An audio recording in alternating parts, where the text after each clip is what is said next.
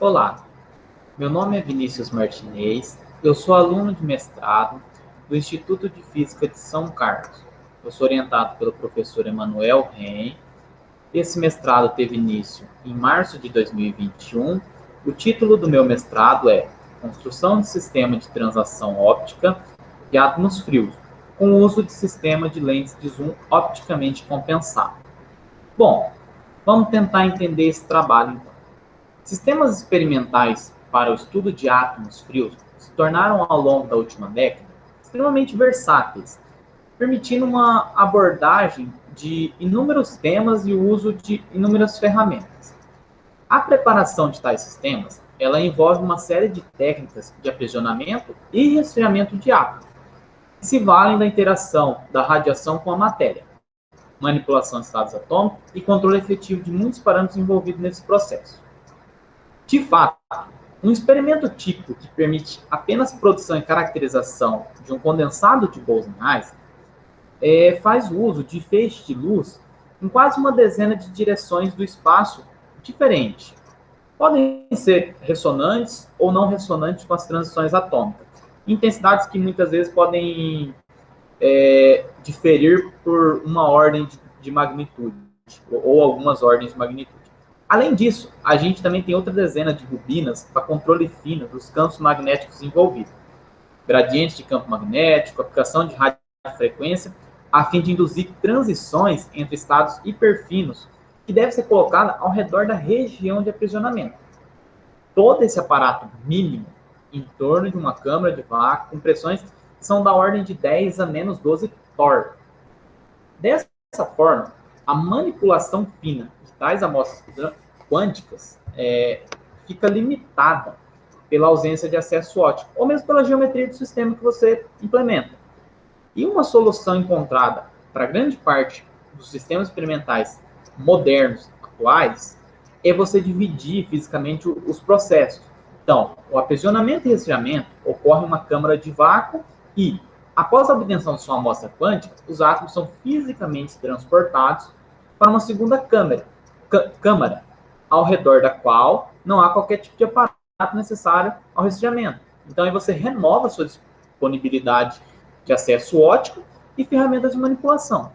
Nesse contexto, é natural, inclusive, até alterar a geometria da câmara de aprisionamento, a fim de permitir adicionar ao sistema elementos que necessitem de proximidade da amostra atômica, com destaque em sistemas modernos para lentes de altíssima abertura numérica, a fim de permitir imagens de alta resolução da amostra atômica, certo? Então, dado isso, as técnicas para movimentar átomos são várias. Por exemplo, aqui eu tenho a ilustração nessa figura de um método de transporte de átomos por bobinas magnéticas. Então, o que está acontecendo aqui? Eu aprisiono os meus átomos nessa câmara que a gente chama de MOT, e depois eu quero transportar isso para uma outra câmara com um acesso óptico mais facilitado, onde eu possa trabalhar melhor.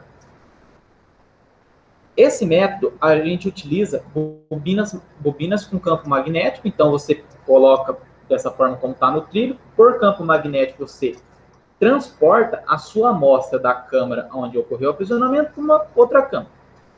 O que seriam desvantagens, por exemplo, nesse método? Para que você consiga transportar a sua amostra atômica com bobinas magnéticas, você vai necessitar de campo magnético com uma intensidade alta. Se você precisa de campo magnético com intensidade alta, logo você precisa de correntes com intensidade alta. Isso gera o que a gente chama de correntes parasitas. Isso pode ser um problema. O primeiro problema é, se você tem correntes altas, você vai ter um superaquecimento do sistema.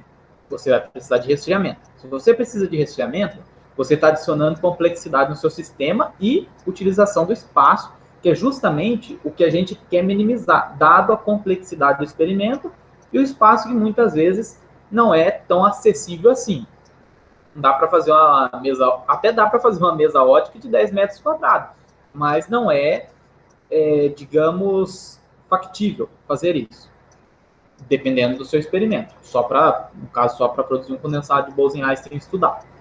Então, você vai ter que fazer esse resfriamento, no caso das bobinas. Então, você já adiciona um novo elemento ao seu sistema, ocupa mais espaço. Outra questão é a questão das correntes parasitas. Isso pode atrapalhar algum instrumento de medida. Imagina que você quer colocar um medidor de potência para medir algum feixe que está passando ao redor da câmara. E aí você passa com essas bobinas, isso pode interferir na sua medida, certo? Então, isso seria alguma das desvantagens. Dado isso, outra forma da gente fazer o transporte de átomo é o que a gente chama das armadilhas óticas, que são feitas com a mudança, a implementação da movimentação do ponto focal de um laser de alta potência na região do infravermelho, como mostrado nessa figura. Aqui eu transporto os átomos através da movimentação desse ponto focal. Então, eu tenho uma lente, eu coloco um laser na região do infravermelho, aprisiono os átomos ao redor do ponto focal e depois eu faço uma translação dessa lente, transladando também o foco do laser. Quando eu translado o foco, eu estou transportando os átomos que eu aprisiono no ponto focal. Funciona como uma pinça ótica, que a gente conhece. Ou armadilha de dipolo óptico, certo? Esse é um dos sistemas mais comum utilizado, dado a sua facilidade de implementação, certo? Envolve apenas a movimentação de uma lente. Via de regra, a lente que focaliza esse feixe de luz na armadilha deve se mover a mesma distância pela qual você deseja mover o ponto focal e, consequentemente, a sua nuvem atômica. Tais distâncias são comumente aí da ordem de dezenas de centímetros a pouco mais de 1 metro de distância. E, de fato, existem transladadores lineares comerciais que fazem essa movimentação de forma precisa, reprodutível e programada, com precisão até submicrométrica e sem trepidação de qualquer natureza. No entanto, a gente sabe, ou pelo menos é senso comum, que quanto maior a distância a ser movimentada, maiores são os requisitos de estabilidade, precisão e maior a necessidade física de espaço. Uma vez que os transladadores precisam pelo menos da mesma distância para atuar. Então, dado esse contexto, estratégias que permitam reduzir o uso de espaço e a translação do sistema óptico são muito úteis e desejáveis para o seu sistema, certo? Quanto menor a distância que você precisar transladar, a probabilidade de você ter uma precisão melhor e evitar trepidação é maior.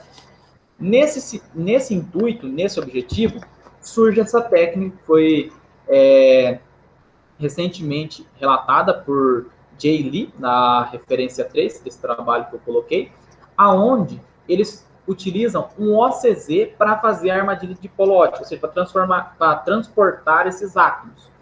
Aqui eu tenho a ilustração dessa técnica. O que é o OCZ? Né? O Optical Compensate Zoom Lens. São lentes de zoom compensadas opticamente. Então, ao invés de você pegar uma lente e transladar ela, por exemplo, por 1 metro para mudar o ponto focal 1 metro de distância, você vai mudar pequenas distâncias nesse conjunto e conseguir, pelas simulações que eles mostraram, transladar da ordem de 1,5 metro até 1,6 metros o seu ponto focal. Isso transladando ao seu conjunto de lentes da ordem de 7 centímetros, 70 milímetros. Então, como é que funciona? Aqui eu tenho minhas lentes divididas em 2 grupos. O grupo A, que é composto pela lente L1, L3 e L5, são lentes convergentes. O grupo B, que é composto por 2 lentes divergentes, que é a lente L2 e L4. Elas têm uma distância fixa entre grupos. Aqui, o grupo B, a distância entre a lente 2 e a lente 4, esse parâmetro T, que é a mesma distância entre L1 e L3 e entre L3 e L5.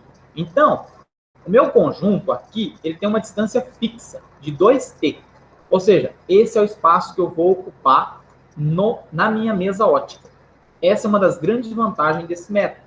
Você ocupa um espaço muito menor. O T aqui é da ordem de 125 milímetros. Então, no todo, esse conjunto eu vou estar ocupando menos de 300 milímetros, aí, em torno de 30 centímetros, no meu espaço na mesa ótica. E eu consigo transportar meus átomos por 1,6 metros, até 1,6 metros, certo?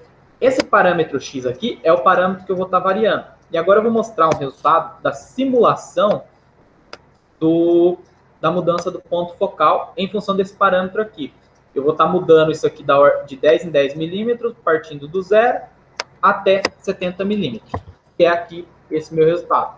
Nessas curvas em vermelho, eu tenho para cada curva aquela mudança da posição X de 10 milímetros. Então, 10, 20, 30, até 70 milímetros.